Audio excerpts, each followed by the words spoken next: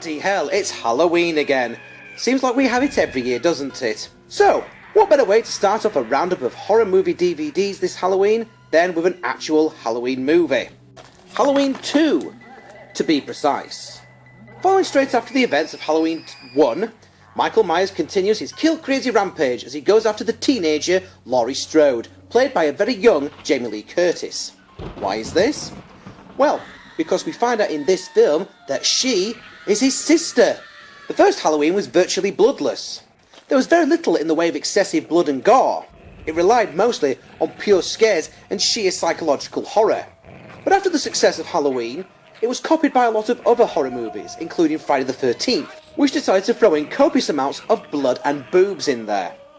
So Halloween 2 then felt that it had to copy some of those ideas back in order to stay ahead. As a result, there's some absolutely ridiculous deaths in this movie, including one where some poor bugger gets their head pushed into boiling hot water, and another one where some poor sod gets a medical syringe shoved into their face. Lovely. Overall, it's a rather poor follow-up to the groundbreaking original. Jamie Lee Curtis has even gone on record to say that Halloween 2 was a piece of shit, and that she only did it as a favour to John Carpenter. Still, at least it's a Halloween movie that has Michael Myers in it, unlike the next one on our list, with Halloween 3, Season of the Witch. You see, after killing off Michael Myers at the end of Halloween 2, the producers wanted to make a new Halloween film every year, but each time would have a different story. So I suppose it would be a bit like Tales from the Crypt. Unfortunately, the reception to this idea absolutely bombed, as everyone who left the theatre kept asking, "Where's Michael?" And also trying to fathom the completely ridiculous plot that involved some Irish toy maker wanting to invoke an old curse that would kill off every child that was wearing his Halloween masks or something. In fact, we actually did see a child getting killed by one of these masks as snakes and spiders and other horrible nasties would start pouring out of it. Now, what Halloween 3's doing here is breaking a horror movie taboo. Everyone knows that you can't have little kids getting killed off in horror movies. You can possess them, you motherfucks cocks in hell, but killing them? No. These days, Halloween 3 is treated like the deformed stepchild of the series, one that's kept in the cupboard under the stairs and fed a bucket of fish heads every fortnight or so. Let us never speak of it again! So it hardly comes as a surprise that Halloween 4 featured the welcome return of Michael Myers to the series in full-on stabby form. In fact, if Halloween 4 had been at Poundland, then I would have been seriously tempted to have bought that as well, as it really is a return to form for the series, before it all went tits up again for Halloweens 5 and 6. Good work there. Next up, Bride of Chucky, the fourth in the continuously disappointing Child's Play series. A series that started off well enough, but then got progressively worse and worse with every sequel they made. The front cover of the DVD box proudly announces that it's from the makers of Freddy vs. Jason. I can believe you as well. So proudly in fact that you don't even bother to fucking spell Freddy's name right. It's Freddy with a Y, not an I-E, you plonkers. So basically this film is all about a plastic prosthetic doll that can not only tie complicated sailor knots, climb trees, take a shit in the woods and fight like a right tasty bastard, but it turns out he can shag as well, as he quips that he doesn't need a rubber because he's all rubber, baby. Ew. This then leads onto Seed of Chucky. A plastic doll was able to impregnate another. Yeah, don't ask. Next up, the Texas Chainsaw Massacre. This was an infamous video nasty banned in the UK for many years, and now it's available on the shelves of Poundland. How times have changed. Basically, a group of teenagers encounter a rather unpleasant family who, likely as a result of living in the middle of butt-fuck nowhere, have developed a taste for man-flesh. The scariest member of the Sawyer household is Leatherface, a large gentleman who happens to be quite handy with a hammer and a chainsaw. Oh, and he tends to wear a mask made from human flesh too. Lovely chap, I'm sure you'll agree. But the rest of the family are just as fucked up as he is, including old Grandpa, who attempts to get into the bloodletting by swinging the hammer around, but is too old and frail to get it up. That's a common problem for men his age, I should imagine. Several ill-conceived sequels, remakes, and prequels are followed over the years, but the original is still the best, and still has the power to shock, even to this day. Hallow Man. Before he was advertising mobile phones, Kevin Bacon appeared in Hallow Man, a modern update of the classic Invisible Man movies, where Bacon is a scientist that discovers a way to turn himself invisible, but also goes batshit insane in the process. Snakes on a plane. There's some snakes. They're on a plane. Samuel L. Jackson is there too, saying motherfucker quite a lot. It got the internet whipped into a right old frenzy of interest a few years ago, and then ended up being nowhere near as good as we expected. Next up, Two-Headed Shark Attack. Coming to you from the Asylum, who have brought us plenty of other shitty shark movies such as Sand Sharks, Sharknado, and of course the legendary Mega Shark vs Giant Octopus. Now, if the front cover doesn't put you off enough, as it's clearly been ripped off from the Piranha 3D one, this film also has Brooke Hogan in it, as in Hulk Hogan's daughter. And unfortunately, Brooke Hogan looks an awful lot like her dad, especially around the chin department. The sight of Brooke Hogan in a bikini may feel you slightly aroused, but also very confused and dirty at the same time. Oh yeah, and the film's a pile of shit as well. But for those connoisseurs of shitty shark movies, this will be right up your street. Maybe you can have it as a double bill with Sharknado. Oh, it's also worth pointing out that Brooke Hogan appeared in another shitty shark movie as well, Sand Sharks, where the sharks have evolved to swim under the sand as well. So this time, even getting on the beach won't save you. Right, time for some zombie movies now, and Poundland has got a fucking boatload of them. So, first of all, Pontypool. It's about a zombie virus that spreads not by getting bitten, but by sound. This was featured at the 5th Leeds Zombie Film Festival, and a bloody good movie it is too. In fact, here's my original review of it. Based on the award-winning novel Pontypool Changes Everything by Tony Burgess, this film treads similar zombie-related ground by having a virus that changes the inhabitants of a small town into homicidal maniacs. Okay, so far so good. But then there's a truly mind-twisting twist to this, as the infection in question isn't spread by a zombie bite, but by certain words in the English language becoming corrupted, including, but not excluding, terms of endearment. So, don't be phoning up your loved ones, because chances are you might end up using a word like honey, or sweetheart, or darling, and turning them into zombies as well. Don't! The thing about Pontypool is that because most of the drama takes place is audio rather than visual based, this would actually work as a radio play, or even as a stage show in a theatre. This could have been the first ever zombie-based stage show, if Evil Dead the musical hadn't got there first.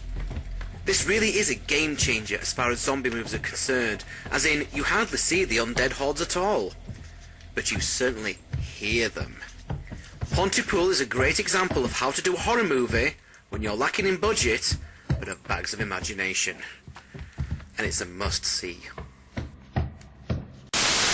Excellent stuff. Next up, Kentucky Fried Zombies.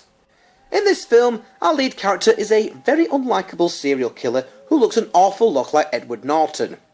He must have been told this too, because he spends the entire film trying to act like him and failing miserably. Pseudo Norton has a few problems when some of the people that he's recently killed start to come back as zombies. Although the human characters in this film are possibly even more brainless than the shuffling deadheads themselves, as rather than barricading themselves in the restaurant as you'd expect, they don't even bother locking the doors and then start wondering where all the fucking zombies are coming from. However, the absolute worst part about this movie is the diner joke it makes on the DVD sleeve, even patronising us by asking, "Get it?" afterwards. Ha ha ha ha! Ha ha ha ha! Oh, fuck off! Nazi zombies. There's some zombies in it. I think they might have been Nazis at some point. That is literally all I know about the film. I wish I could tell you more about it, but extensive internet search for Nazi zombies has only given me stuff about Call of Duty and the trailers for Dead Snow, Outpost, and all the other Nazi zombie movies out there. But given that they're all basically exactly the same film, told with different levels of filmmaking quality, I'd say leave that one on the shelf of Poundland and go for Dead Snow instead. At least I could tell you that that one is good. And yes, Dead Snow is in Poundland as well, which I would thoroughly recommend, as it was featured at the 3rd Leeds Zombie Film Festival, and that was fantastic as well. In fact, let's take a look back at my review of that. They're miles away from their cars and the phones don't work out here, which becomes the setup for an army of pissed off, unfrozen Nazi zombies to show up and kill them all. Dead Snow takes the Day of the Dead route, in which it spends about an hour explaining the story before we finally get onto the violent bits. But once the blood-soaked action gets started, we were all laughing our asses off throughout, as the zombies were butchered, chainsawed, sledgehammered, decapitated, and generally splattered all over the place. Director Tommy Wirkola is obviously a fan of Peter Jackson's early work, such as Brain Dead and Bad Taste, and the excessive amount of gore in the film is very reminiscent of those movies. The victims in this movie are a bunch of completely useless twats, even though they are supposed to be medical students. Now, whilst stupid victims are usually expected in a horror movie, these guys appear to be barely functional. Who would actually call emergency services and tell them that Nazi zombies are attacking you, and then throw a Molotov cocktail that misses the window and sets your own house on fire? Some of the characters aren't quite as thick as pig shit, just unlucky. One of the male characters, Martin, gets bitten on the arm by a zombie. So, to avoid turning into one of them, he chops it off with a chainsaw and then cauterises it with the ice-cold snow, which is obviously an extremely painful experience. But then this film takes it one step further.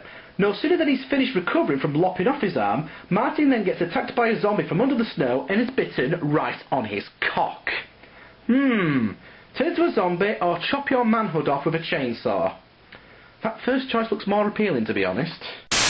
So yes, a life or death situation. Do you become a zombie, or do you chop off your porridge pistol? Sticking with the zombies for a little bit longer, we've next got The Dead Undead, Vampires vs Zombies, starring Luke Goss. He formerly from the boy band Bros in the 80s.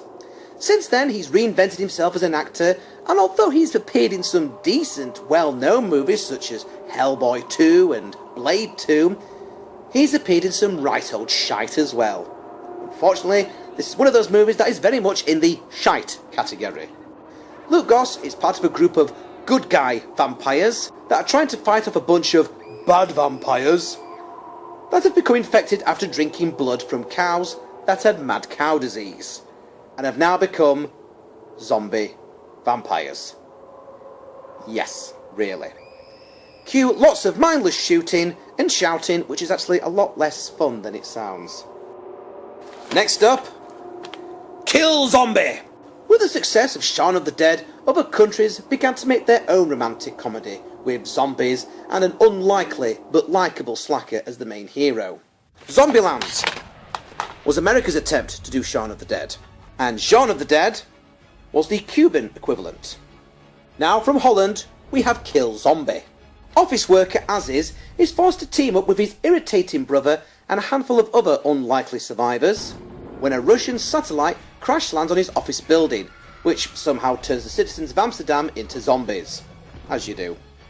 Along the way, Aziz steps up from being just a regular guy who's a bit of a loser in life into a hero and a leader for the human race, and he might even get the girl too. If that didn't sound like Shaun of the Dead enough, then Kill Zombie also throws in some comic book graphics and video game sequences that look like they've been half-inched from another Edgar Wright movie, Scott Pilgrim vs. the World.